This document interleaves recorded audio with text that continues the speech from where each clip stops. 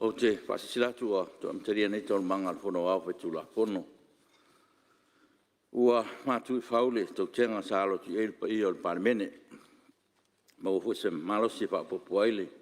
Pa o tatu ngā ruenga. Pa malolo sa il tatu maota. Mo le tau whainga o tatu ngā ruenga. E whatati ese tatu tol manga mo le malolonga o lo tulai mai le whionga mi stau whato anga whainga whaiva. E fia sa noa wha popo sa noanga tali fui tau le whionga mi stau o le pulenga o loa au inati whafo le tunu. Mele ma le whalalo ta pala whionga le mi stau whato anga whainga whaiva. Tulai mai.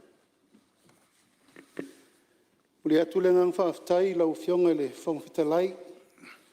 Leo mai ea le tautenga ma le pale au au le taringo le sua. Pai al manu le tātou pāmene whaaftai atua i le whionga le whailotusi. Sui whailotusi ma le tātou ofisa ma le tāpenanga. E wo manatu nau whionga le whongwhitalai. Nau nei wala ia nau no whono whapi i le saunoanga manino le whionga le minister. O whalapoptonga a tātou malo, le MPE. Mōre siri fia le tātou mota, le lua awhesu wha. Na whatui nai aloa ia e le tātou whainga malo fo isa iei. Le tātou MPE, o le whamoe moe.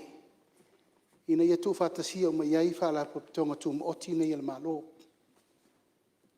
Maul mafu angan na lau whionga. O le temi lale nei, o whatu atu e whatua leo se whala poptonga. Talu ona whatu lai i le tangaluenga le MPE, le sa minister mo muai le sunga ela tafi. Lala na e whamanino, o le mafua anga le na o leo wali li whai le whatulanga ino le tula fono le mo mori mali mota.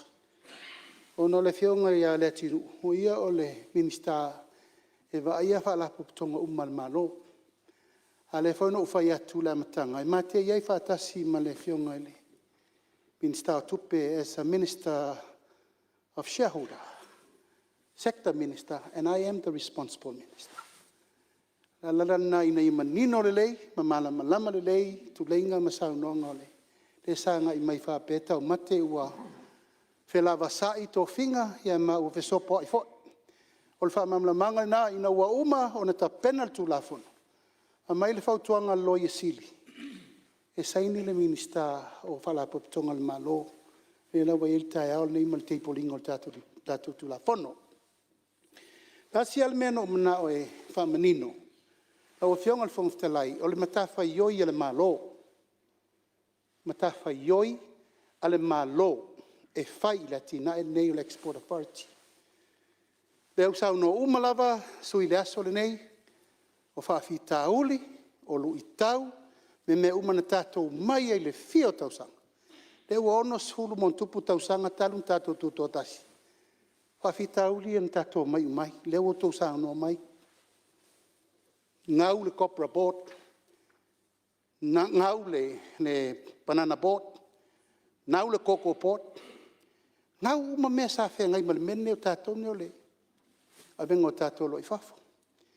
The Punil Estate Tausi was one of our biggest exporter. Ale tunu unenei. Il tātou roi paketi le tasiva ono lua, ono tolu, ono wha. E fitu se fulu pasene. O le tamau ainga na whandai tarana o le tupe. O le tātou export. Mai whea, whātu anga, pai ngā whaiva, malafumana. Ana mata lona saule mele ngau. Ya, ona mo iraile o tala le. O whaia maulolo. Ya, o tifa tōlo tātou lalo.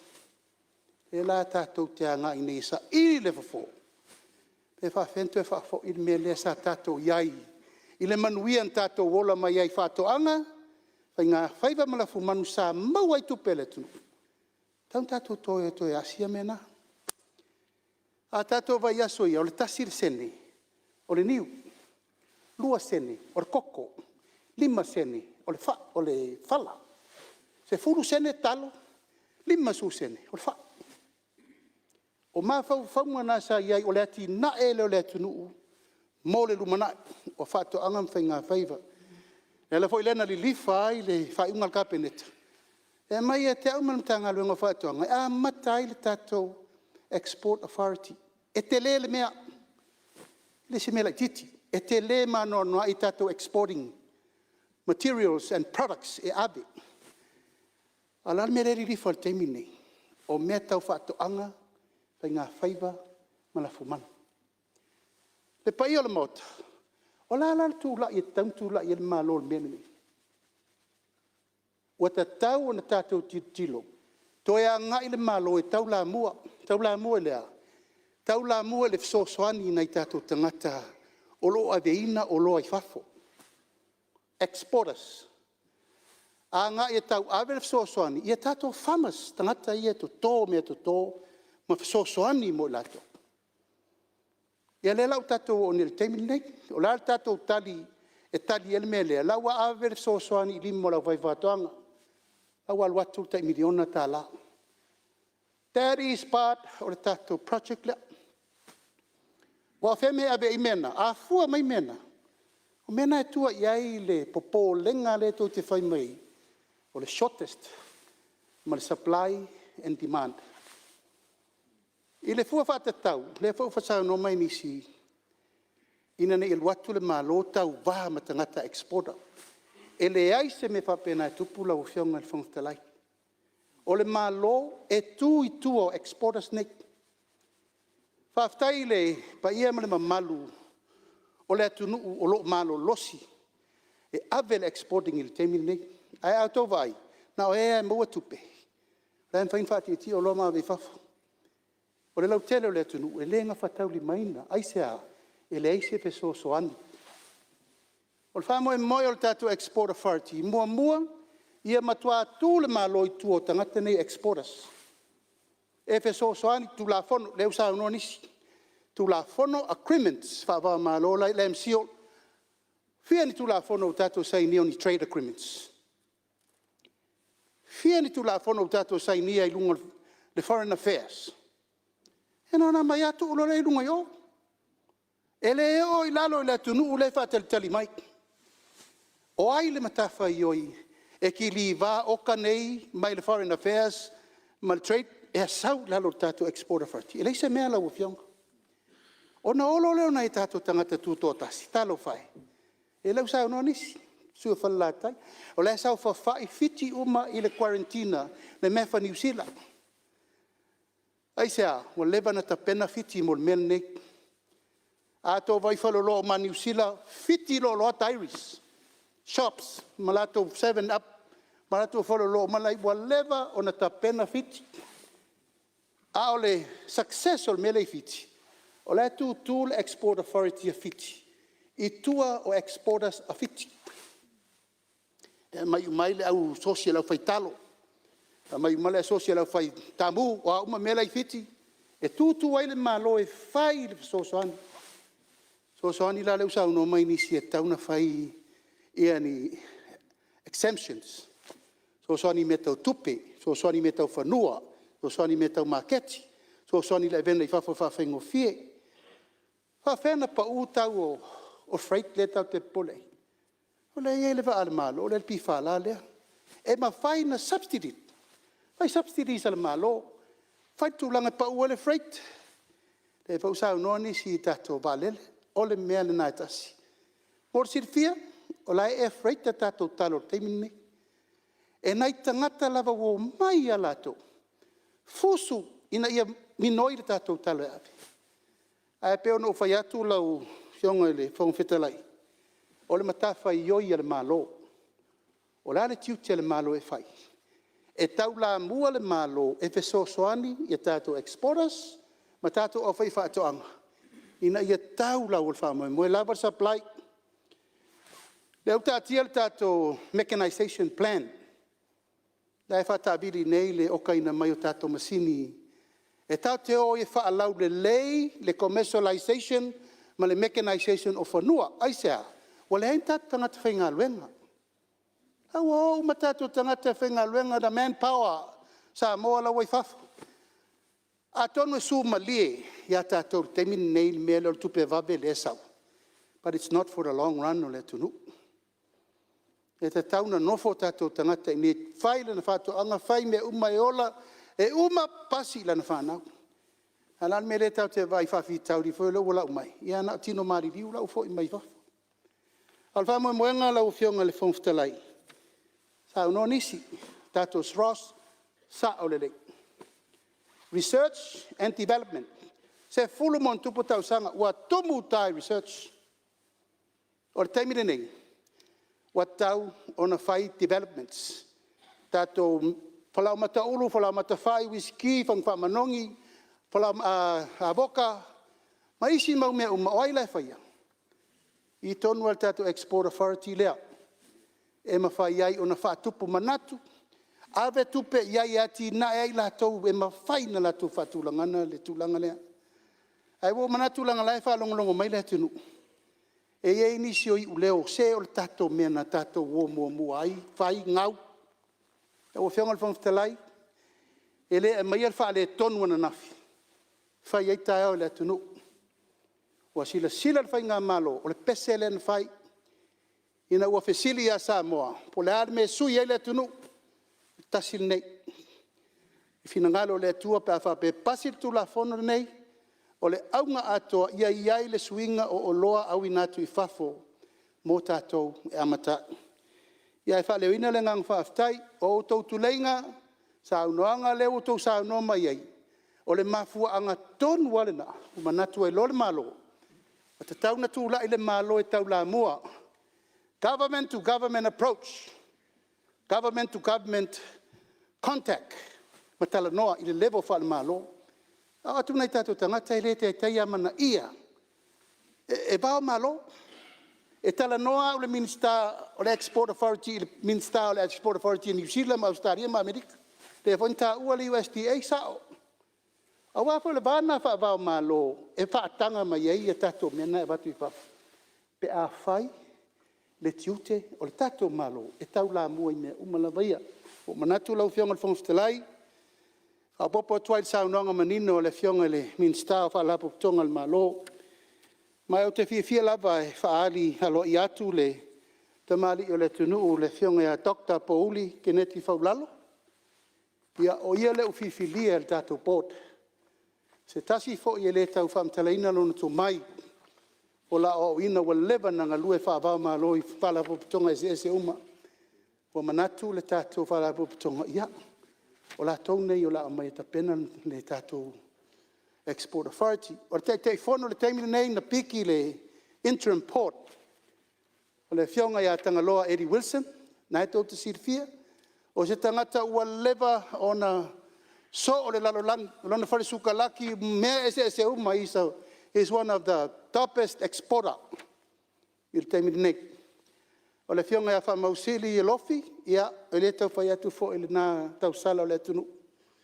O lava fo I lona sirfia I tūlanga tau consultancy, na mafua I na whaasolo ia, ma le whionga le rilo ia tuisa tasi patea. O la tauna o le ao mai a matal tātom taupu. Ia na whaasolo solo mali ei le, o isi atunga lunga uma. Ia, I whaua loma se aso stasi. Ai la fo mai al whaatuatuanga ma le talitonunga, whaaminoi le tātou waa. Ia a le tua lalo muni muli. O le whaipule. Ale tu malo. O le uru whaito ana le ekspora. O la uta talo na mo uto umalava o whaipule o le mota. Pa so tai mai le tato ofisa, pa mauture lei. A oe, a e alofa le au whaifato anga lo tu malo. That is your responsibility. E a uma mai mena longo mai la ia patulanga ekspora o te whaatau mai mea o fua whae le leanga. Whaatai lau whionga whongwhtelai mo lo wawanoa, o nei tūlanga na manatu e whaamamla mai, whaatai tfoi le whionga minstai a latino, ia mo le sanga, mai meise whaatai wino tūla whonu le so, manuel whaafonga mai Samoa. Ua whamalo sao noa I lau whionga minsta whatoanga ma whainga whaiwa, tā ua telele. Tūlai mai le whionga minsta, I tele whoi o nisi o whinangalo whaalia tātou mota, ia atono leua, tele whoi tau manino le whionga minsta, ia whapenao na anga e ilumo tātou whaalaputonga ma wa tātou tulafon tau whaofi. Me le ia whaftai mo le saunanga. Ia. Te lola o whiunga mistau tupe pe a whapete whirangalo saunanga whapele hai ia eise meo. Tua pera no lo fiona mi sta tu pera le ta o lo sopa. Rei whawhitai lau whionga i le whongwhitalai tu sai malaw noto ina mai. Ia. Mo whiona whaleo ina le ngang whawhitai. Ia whinangan fwy whalia o sui malo tu sai mal tu la fono. Lau whionga whongwhitalai le toi whaatelia se whamtalanga le usau no manino a whionga i minsta. Whionga i minsta whaptonga le tātou malo. Whalaptonga le tātou malo. Whapea fwy minsta o le whatino ina le netu la fono le whionga i minsta o whatoanga. Ana o le sa ta ua lau whionga le whongwhitalai le tūlanga le ngaluenga whawaitain. Pila si vaenga la le whio e si nau whapulapula le tūlanga le. Pion la ngā e se tasio sui. Sui malu mai vai monga no me momo. I le tūlanga le il whame i se mai o tātou ngaluenga whawaitain mi lalo le whapatonga lea, polpulenga lea. Si te whia lau whionga ma le malo nemot. Ia taswai le vai ngatau la i le tātou malo. Le fu whamawina le whina ngalo. Nau na utoi whapulapula tūlanga lea i le mele sa saunoa e ile sui o satpaitea tūlanga whapea wa leise REC a leo sui le lip. Fi wha o le mele lau whionga le whongwhitalai. O lo ia le tātou RSE. O le mele le tātou lip. Ia o le Labour Employment and Export Program. O lalo mai la lip lea. O lo ia le RSE. O le tātou po kalame lea mo New Zealand. O le pāma. Tātou po kalamele ma Australia. Whamanino le mele, o le whaupunga fo ilea le o tele na le lifa e ma lola langi le vau follow i tātou. Upo ai e lua le o tele na whaonga. Labour, mobility. Mobility, labour, mobility. Fisi le fo i laufio, o le mele o le export. Le alo tātou mele. E le o tātou tangata i export. O le tātou service. O le service, o le au nanga o tātou tangata. Le export. Ele o tātou tangata, mele tawana whamanini. O lo iei pel tātou RSE, i lalo lau li, whainga whawai fo o tātou malo le wei nei. Ma lo o ngang whalo tele lau whionga whawhitalai, whawhitai mo lewa noa. Alo, whawhitai, sa noa lau whionga mistau tupe. Ia atono le ua manino fo le whapungfonga le mota. Ia tu sai fo ima le soaswani lau whionga mistau tupe. Watasi ma le saunoanga le mistau. O le tatu MPE, ia minister whatoanga, ia tonu leo manino, ia au whala i le tūlanga o le tatu tūlafon tau whaofi, me lea malo sau noa whaptai. Tūlafon tau whaofi, o le pulenga o loa au inati whafo sa moa lu olu o wha, i le longa au i ili. O le asanga ia tuloa whona o ao mo le i le longa au i ili o tūlafon tau whaofi, Sam tu la fon tu mau, mata li longa au ili foi pulua. Foi pulua, famtalaina o winga upu. Sili, o la ver foi pulua maenga tu la fono, o e finangaro e sa no mali yoe. Au ese le ai, ua manu malo le yoe. Foi tolu, whawaino le pulenga. Sili, o la ver foi tolu maenga tu la fono, o e finangalo e sa no mani yoe. Au ese le ai, o manu malo le yoe. Koe wha, o le pulenga o se whaala tonga, ua tu whatasia whaal tu la fono. Siri po la ver foi wha maenga tu la fono, o e finangalo e sa no mani yoe. Au ese le ai, o manu malo le yoe. Koe pulima, ta whaioi tau ave al pulenga. Siri, la ver foi pulima vaenga tu la fono o e finangalo e sa no mani yoe. Au ese le ai ua manu malo le yoe. Foi puono ta iala whaavae. Ia, tu le meire, sui whalatan mator. Tai dawe lau whionga mo lea manoa. Vanga tonu lea le tue fia sili le whionga le minsta. Ona mua, o whai tau wha sa mua, ia e mtua ese man whapalangi na ye. Ia ma tu hola al whapalangi le ha ngai tātou pe au ina whina wina mta upune. Me ala wale sa tu tuli atuai. Ole ta iala whaavai. Ole wharabutonga. E wha ngai yoi wha business. Operate in accordance with sound commercial practice. E le o talwhea ngai la man wha Samoa. Ai al mea nā lau whionga o lau whionga le mista. Ne sa watu e whautuanga. O a whai nei e watu al business. Whata moi wha business. Ia, Alona winga lai e toi fo ia tatou tuan mele ia. Ma le whaaralo. Ia, tula mero whenga minsta. Ia, lau whionga le whongwhtarai, e whawhtai lawa mō siri. Ia, oro fwr tūlanga le eri tātou whalapitonga al maro te mine. Pe ono whai atu i le 5 tausanga le whanga i oi ei ia le Public Beneficiary Forest. Ina ia i loi tūlanga ia e eri teimi e mawhai ei ona maisi recommendation e ia suia whapisinisi. Ar teimi nei, ia e leo alu i tūlanga lea. Ona leo lo tu mai lava i lalo malo ina ia whaatino ia le me mawhainga tala whengai mor teimi lea mor whaatino ina. Am salo ai ese teimi ia on tātou tau nuula ia tūlanga nā pe awha pea ua tala whengai mor nāwai teimi. Ia, o whionga. Ia, sano mai lau whenga. Whaftai lau whionga. Ona le oi tua le vanga, o le tua au i ringa o fees ma charges. E so tai ma le vanga lea. O le pōlenga nei ei. E o le whautuanga ai avi. E tongi. You pay a fee for service, you pay a fee for advice. Ko kongi le pili, charge oi. Asi o ki ei wa e anga o nga i le vanga le. O no le pi so ta i le vanga nei tua ma vanga nei.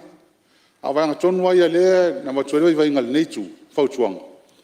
A fai e fa ta mo fa pisinisi ta to mele. Ona defeat, ona fa le nga ina atole na no te ingale ta to mo to. Ina i fa nga yo il mele i so swani la fa tuanga. Walu no winga ala tula me sa advice la export af me tongi. Ia tu langa lana. Man falo lava e taun to tanga i ela fionga. Mena Ni atu lau whionga Tula le mero whenga whaftelai. minsta whata. Whenga whi. E ua mamao tele le mea wo e whina ngalo sui. E tatia maia. O le whatu atau whatu langa e se sele upu le ua watu se me advice. E le eise me whapena a whautua le Export Authority watu tongi. E nana whapena atu lau whionga o le fau le whatu langana. O le whai tatu terno, a tatu terno me tau business. Business is business. Ala ia le mafau le malo subsidy ai me te tauna sosoani lau fai fatong. E le eise me o te fai fu e olo walu le wafu. Legal fees, quarantine fees, e to tongi uma mena. A tati mai o te lo le fatu atau a mata le tulanga le authority. Se i fai maari e po atu langa i fetau i le taimi ma le taimi. I o sosoani atu le na. e lau fionga. Ia. Mano lu lau fionga langa leu sa no mai le. Le mista e se me ta no tuai. Lau fionga. O tfa no pe fai e le fai tau tu la fon. A to vai le va ngos fulo tu la fon. Na sa manino ina providing advice on matters relating to exports. Ma lia lau whenga le sui. O le whai pu ono le na e whapsiri mai. Yo e fa tai lau fionga le pen bele no fa tu la fa no ye tuai. Ona so tai le va nga le va ngonu. Ma tuai me mo mai. Ala tu la te mile va Ia, ngos le fulo. le. Ia, tu nā mau mai e po ia. Ngai wha alua hata tua wano. Ia, e whaftai o lewa. Ia, e tua psi. Ia, o fwoi po rusu. Ngai tua psiri mai lea. Ia, siri. Ura ver foi upu uono mwaengo tu la fono. O e whina ngalo e sao no mali ioe. Au ese le ai. Ua manu malo le ioe. E upitu. E tau sia al pulenga. E whinga wha vaila o tele. Ale malo. Sili. Ura ver foi upitu mwaengo tu la fono. O e whina ngalo e sao no mali ioe. Au ese le ai. Ua manu malo le ioe. E upu walu. Malo si angal pulenga. Sili. La verfo walu wainga tu la fono o e finangalo e sa no mane yoe. Au ese le ai ua manu malo le yoe. O puiva komiti fatino ale pulenga. Sili po le a verfo puiva wainga tu la fono o e finangalo e sa no mane yoe. Au ese le ai ua manu malo le yoe. E sfuru wai taimi i le tofi o fatonu. Sili pala ver foi pusfulu vaenga tu la fono, o finangalo e sa no mane ioe. Au ese le ai bua manu malo le ioe. E sutasi to tongi fa ton to fia. Sili pala ver foi sutasi vaenga tu la fono, o finangalo e sa no mane ioe. Au ese le ai bua manu malo le ioe. Foi sulua fontanga al komiti fatino. Sili pola verfo sulua mainga tu la fono o e finangano e sa no mane ioe. Au ese le ai ua manu malo le ioe. whapsu tolu, whaeloina atu o a ia. Siri pala aver whapsu tolu vaenga tula fono, e whinangaro e sau nomane ioe. Au ese le ai, ua manu malo le ioe. Whapsu wha, whiangainga, pa kone karate ale pulenga. Siri pala aver whapsu wha vaenga tula fono, e whinangaro e sau nomane ioe. Au ese le ai, ua manu malo le ioe. Whapsu lima, komiti. Siri pula aver whapsu lima vaenga tula fono, e whinangaro e sau nomane ioe. Au ese le ai, ua manu malo le ioe. Whapsu ono, tuinatu o malo sianga. Siri pula aver whapsu ono vaenga tula fono, e whinangaro e sau nomane ioe. Au ese le ai, ua manu malo le ioe. Whapsu fitu, e le ai ni mea lofa, po ni mea e wha manu ia ina ai, e tari ina, e wha tonu po o tangata o fisa. Siri para aver whapsu fitu, ma vaenga tula fono, o e whinangaro e sau nomane ioe. Au ese le ai, ua manu malo le ioe. Whapsu walu, o fisa siri o pulenga. Siri para aver whapsu walu, ma vaenga tula fono, o e whinangaro e sau nomane ioe. Au ese le ai, ua manu malo le ioe. Whapsu ruiva, le tau aveina le tu mauru to finga o fisa siri o pulenga. Siri pula aver whapsu ruiva, maenga tula fono, o e whinangaro e sau nomane ioe. Au ese le ai, ua manu malo le ioe. Whapsu elus fulu, au whaingaruenga al pulenga. Au fionga al fonga fono. Tulai mai sui o whale atu. Haftai mo le amanoa. O lea i eil malu si ango wha ai atu tula fono. Tofi ai pulenga ndant whaingaruenga. Tofi tue sitia tulanga wa pena. Ola fasili le fionga mista. Ona leo yese puipuinga i vaenga le tula fono. Mo tangata whaingaruenga. O lea mai le vaenga le tula fono pe a suspend. Whamalo le tu mau tangata. Ai le aila se puipuinga. Le ia se puipuinga tasi o tangata whaingaruenga. O tu ina mai lalo le vaenga le tula fono. Pe sulfa e tangata pe a whai tula e mai ni whawhita auli. I tono le vaenga i. O le mtanga luenga. Ia sile tu lea malwhala rau. Lau fio. Tulai mai no whianga minsta. Ia, whaftai te rawa mor whafsiri. Pe o siri fia fo e le tele o tato paraputonga. O lo ia ia tu la fono le leipa leo, lo ia ia mawhai na halu i e tangata whaingawenga. Pe a wha pe o le wha maria ina. I se whai unga o umona whai atu ia te ia. Ai, a olona wha tatia whainga wha vai maturanga wha pe o wharaputonga. Ia, mawhai fo i ona whiriwhiri lava pe whatino lava e komiti wha foi. Ia inga, pe a wha pe o iai. Au lalo lava tu la fono le tato leipa. Ia, olo o pui ai tangata whaingawenga. Mai tūlanga lea lau whionga whangwhitai. Sili, ula aver whai puluos furu, vaenga o tula fono, e whinangaro e sau nomane ioe. Au ese le ai, ua manu malo le ioe. Whai upuluos furu matasi, tupe maua, ma whaputu ngā tupe ale pulenga. Sili, pula aver whai puluos furu tasi, vaenga o tula fono, o e whinangaro e sau nomane ioe. Au ese le ai, ua manu malo le ioe.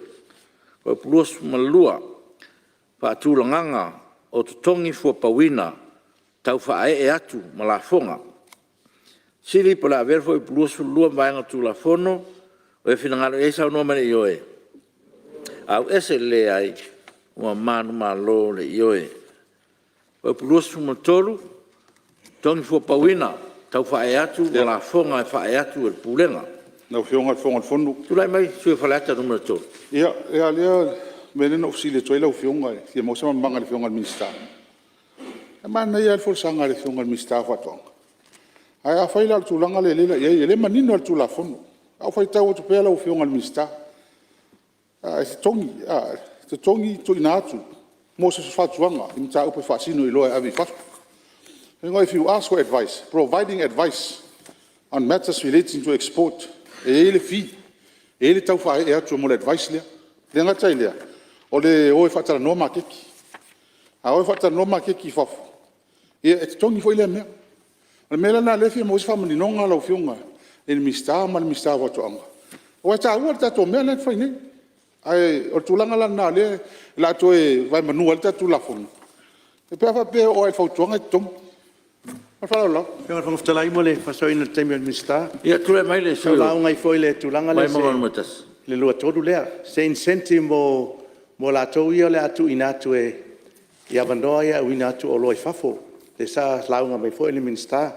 Pe o le maua o le la atu ia ila sene ma tau whaopopo. A se incentive e encourage e pea la tau foi na le e o e whaile au nanga lea mo le tu inatu i fafo o la tau o loa. Le o iei foi ia sa tauna iai pe le iai se fa mama avenga mo ila tone pay tax free for 10 years po le ase incentive tu iai ina ima fine fa sofia i per fia o nanga ile tato tunu ala ile foi vaenga la fiona from stalai Dai, ia tule mai le fiona sui le fiona Ia. sta. Whaftai lava ma whaituanga, ti tiro for the clause 23 whapalangi lau fio. O lo whapea mai, the authority may impose. O lona winga, e ieri teimi e whai ona whaatau nuu tūlanga lea, po le whaatau nuu ina fo. O lona winga, o lo i lalo lava po lenga, le whaatau nuu ina tūlanga le lalo tūla fono, ma le whaalau lava lau fio. O le tūlanga le subsidy ei ia le sui o le incentives. Ia o isi wei la pe fo ia ewa e sidi mai ai. Ia o le te mana o tu tono tula fono. Ia ni wha amanu ianga e ave i la tau e whaatino ina tūlanga ia. Ia whai fo ina ilo ilo. A teimi nei, le o tātia tula fono. Ia se ia o teimi whaatino ai. Ia may impose incentives pe ava pe o tu elo fio. Au fionga Ia. tonga fono. Le ava nom muri la fiona Kai. sui falata no A motor. tatou whaasamoanga le meina sauina. Whaasamoanga e whapea e mawhai e le pūlinga. A lono winga, o lawa i ele malo si anga. Whaatino e. E o le alofanga la melea. Le alofanga la melea wana i loa i le mpaina whai. E le tauan whaatino ino le vaenga. O le o mo mea i o api e uniform a korpu singa o tūla fono. Mea i e whai lo ia fo e alo sorila tustusinga. A o le mea ia, o le nā lava, o alisi la mea. Sa taurulana mai ni tau nei whaatulanga mai pe a whaia mai se regulation pea al whautuanga mana ia lefta whatu e vesel na vahanga au whionga o le whionga mista a mata ia ai lang o le whakapokope ia ala whain Ia. Se so son mai la fiona ni sta le leon fal pui pui. Te votaina. Aftai lo fiona le fon aftalai. Le o singa ia tu la fono le tu si le tai pe o stu la fono isi fa tonga fa la o tele ho ile. O le malsianga le vatu. O le malsianga ia mafai. El fa tonga fai le ia le mele fa tainga la le o toso mai le sui fa le tolu le fa upunga le mele. Toso mai i tangata tatou ia te fa ngale le au nanga. Ai ale ese me fa pia. Ai tu si ale fa ta no se ta pomo men company fa. Ai mana o mia mai la to se ngalwa tele e fai ele e mo wa toise fa talanga i fa tandong. O le la ele me le fa tapa ele le awona. E ave le pili o tongi men pili la den al te mi matu tanga. Ai lo fa pito o la ele malusianga. Ai ale ese malusianga fa pelo fio. Ele ma fai lana na foi nga cha se fi. Mo te mi la wonanga. Ai lo fa pito o fa pelo o le tula funu e fa pito tanga ta to le o fa ngala o nanga le ave fa fo le ia mo exports a tulanga masanya tula funu fa pelo ia au whionga aftai le a pena o tano atu e tu se fa universo ho le tula fono la ua a kui mai le whionga li o loia alo mai ai o le tato tula fono Samoa Export Authority ele o se International Export Authority o le fa pito fo tato tula fono mo tato tangata e le o fa pito mo tangata i fa fo tato fo ona le nist pe fo mele na fo tuanga le whionga le mistao fato lango mako masangi mako ave mako meso so e se tongi fo ile sa chas fo le fi le na na wa fa yer mato fa un ta fo mato moto ave mato me ese e kai fa penga o mala mele pe fa fo mele o whionga le fo no na fo tu e mo ke lo ke ele mana ia ava enga ia e taun to tanga ile mo langa ilum a fa ile fa ile tem ia to ia mo langa ilum ma fa lo Dai. Ia te roi me la fiona mi Ia, sta te le lo porale si upura to e fai. Tati mai. Tati mai lo fa tu tuanga, wa le vana fai tato fi o stros. o la e whaaua te mini. Al mafuanga na te fio tuai tualis frost. La e fe ila fi uma masini Tesla ye. O tupe uma na le mau mai. A leo wha malama le minister leo. Ia te tau lava o na iaina inga. O company te te leo mai. Al tatou atunu. A leo no foi atu. E ma whaina wha pe whai. E tongi le malo. That's part of the incentive le mana o ia sula. Tatia mai le wha moi. O lea it's just a baby le. Pere ropo whanga. Ule whaka whanga ule sol export authority. A le la kako whewhewe whaaru le mea o le kau. Pere whako sama. Ia, malo, te role o manino tūranga lea, ma foi o wawanoa, sui whale ataru matolu. Ia, e ma, langa lea te atu ngaru whasa moa. Ia, e ma whai. E reo sa oise upule, e te tau on whai, e ma whai. Ia, o le whapupu ulu na whengo fieru malama. Ia, tatu o mai le, o siri, para ver foi pusu tonu vanga tula fono, o e finangaro e sa no male yoe. Au ese le ai ua manu malo le yoe, foi pusu marfa. Mal si anga so tusi.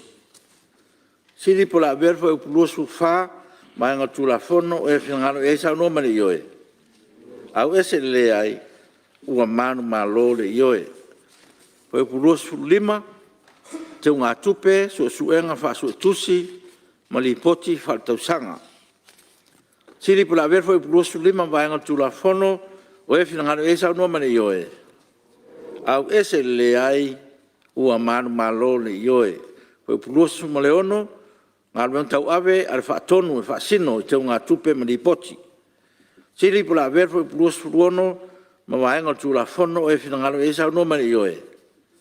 Au ese le ai ua manu malo le yoe. Ko pelusu marfitu isi no tanga o fatonu.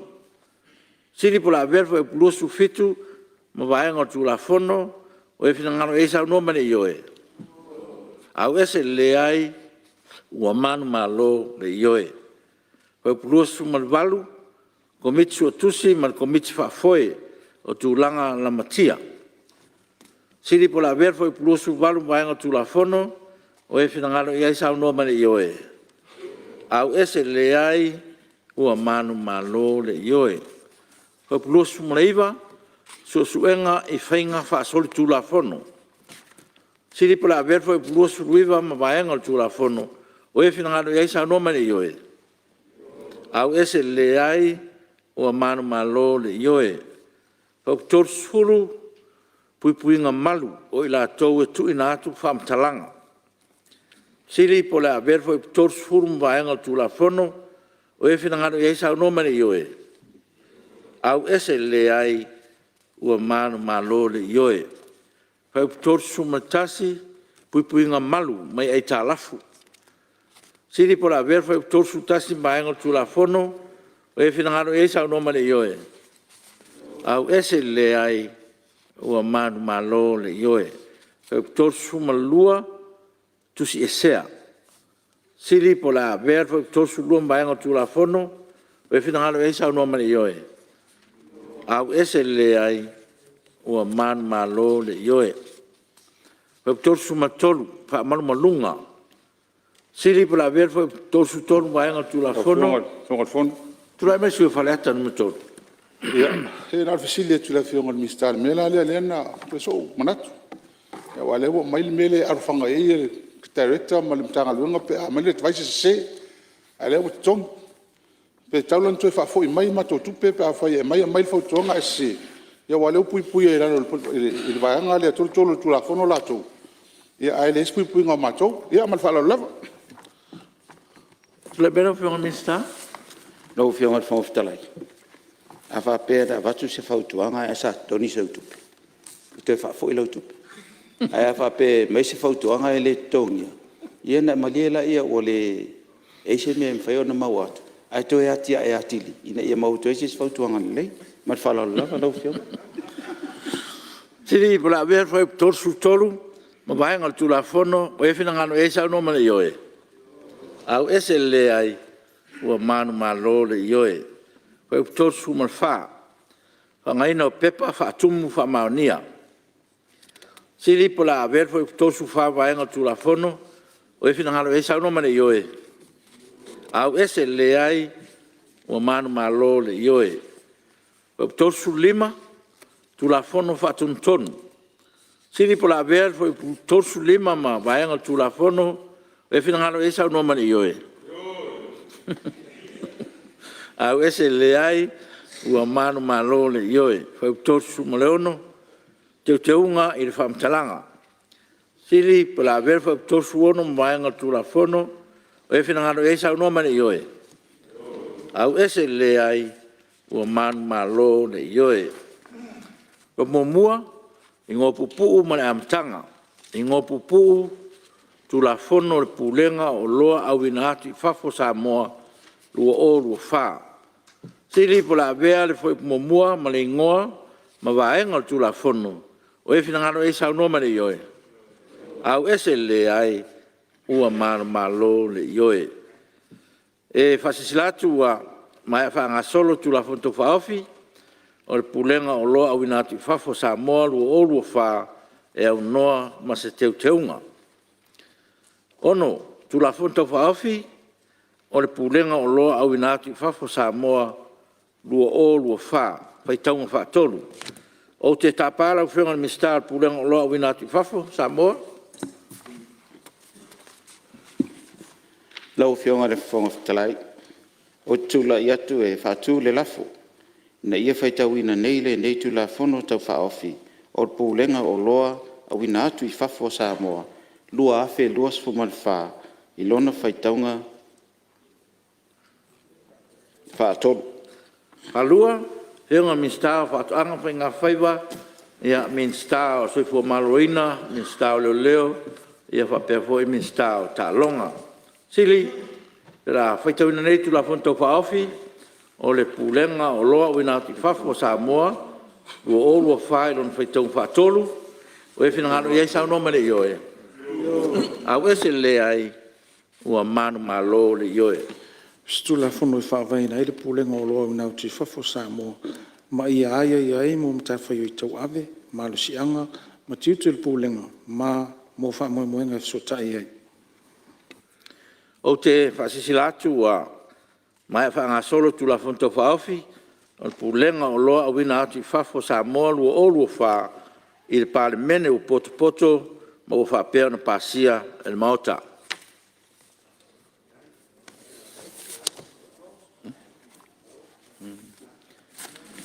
Ia, taruai o tātou lafo, ia, na whaau mai tātou fontanga e nea uli, se ia mai al tātou tula fontau whaofi. Ia, le laua mai al tātou tula fontau whaofi, ia, o le malusi angfo le o tātou lafo, e whaangatai fo i mal tātou fontanga, e le fiafil nei, me lea ua, whaamalo usfono nei asol pa ia o tātou parmene, ia, o lea wai unga ruenga sa whaatulanga.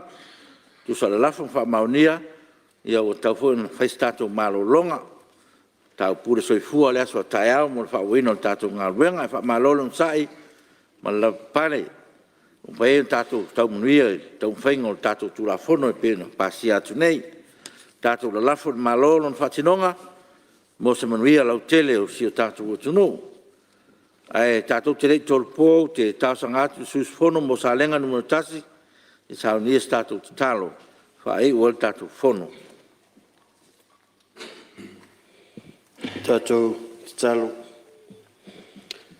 O le wha moe o tau nuu, e mai lava i lau suafa i o vai. Ana le se au noa oe i ova, i a te i mātou o taitai o lo atunu. E le mwhai o na mātou whaatino, tiu te mwhi au e vala o nei mātou. Wa mātou wa ngai atu, wa mātou whaanono manu watu i atu oi. Haole nei tu aso, whaafitai tele i lo wanga le lei whaasoa. O mai ale whono tanga, taitai o lo atunu, awa wa whaasifo i atu oi. Whaafitai tele nganga pa ia i lo visoa soni mai. Me o mawa mātou whaia. Ia whaatele ai le vi inga i o mātou ngutu. e whaafoi atu I lo suafa mamala. Whaafitai mea le tō wha ma le whautanga. O manatu ma la ngona, na whau ai, tū la fono, a wāse manuia lau tele o Samoa ma ona tangata. O mātou wala au le awa, ma le mingao te tau wai I o vai. Mātou wala au I lofa whamangalo lau pāle mene. I o mātou whese se inga ma o mātou talitonunga, mātou te talitonu lava, e le se mātou tonu, mātou toa I lau si la whanga. Tālo sia whi au mangaruenga whaau au lau pāle mene. Tālo sia le tāpua inga lo watunu o Samoa. Mai lava I iao le atunu. E o lau au whainga ruenga. O tai le li e. Mātou tālo sia whi au mangaruenga I lo soaswani mai. A ta apele nei pāle mene le nei a fiafi. Soaswani mai pe a mātou wholau lungo le ala I ta avali. Mātou whātangi sia le angelu o le whengainga te tausi. I lo mātou uru fafo, ma lo mātou uru whale. Ia talo sia fo I le angai atu I a inga, nuu mai tū mā lo whaamuri mai. Mātou la lafo atu fuanga lau pāle mene a tae au. Tātou au maoe whaatasi mai mātou. Ia au I manu mea umai lo visoa soni mai. Manu ia le fionga le whonga vitalai, le tai o le atu nuu. E mai se kape neta masuis fono mamalu Whaarurunga ma tā ngā ruenga mai rātou ngā rulue le nei aso. Ia I o manuia whaatasi I mātou. Tū mai ro manuia I mātou Ma futa lo wanganga ma le au whātou tua ma lo watunu o Samoa. Nei e o le whaavavaulau. Amen. Alo, pāwhitai. O te whasisilatu a tōrpo nei tau manga al whanau awhai tū la whono. Te au lele tū la iwa tōru sifuru. Ia sifono a tae au.